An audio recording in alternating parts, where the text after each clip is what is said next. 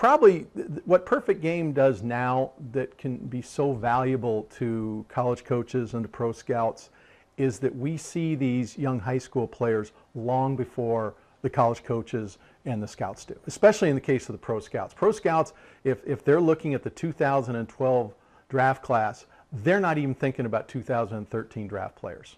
With the pro scouts, we are working year or two ahead of the curve for the pro scouts.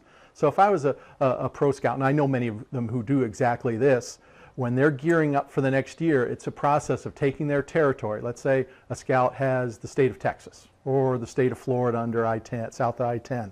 He will go to the Perfect Game state by state lists, write down all the players, let's say in the top 2 groups of our rankings, or go through the top 500 and write down every player, and then go back and look at those reports. And that gives him an instant education, usually an in-depth education about the top prospects in his area for the next year. It's part of the education process.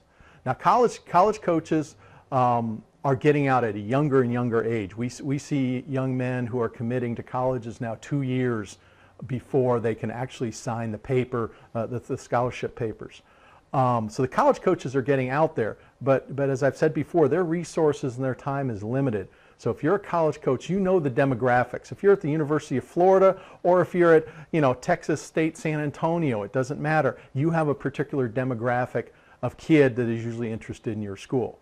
You can go and look at those players on the Perfect Game website. You can get your first evaluation, and then you can start doing your follow-up. So just like the pro scouts in different manner, it's an education process. They're using Perfect Game to educate them about who they need to be recruiting, who they need to be scouting.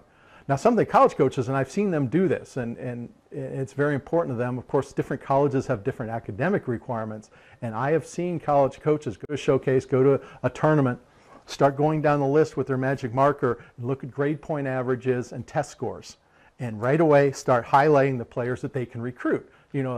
The ability to recruit to a Notre Dame or a Rice or a Vanderbilt or a Stanford is different than with many schools, and even some of the base information we provide on players as far as their academics serves a valuable role in defining who these college coaches are able to recruit.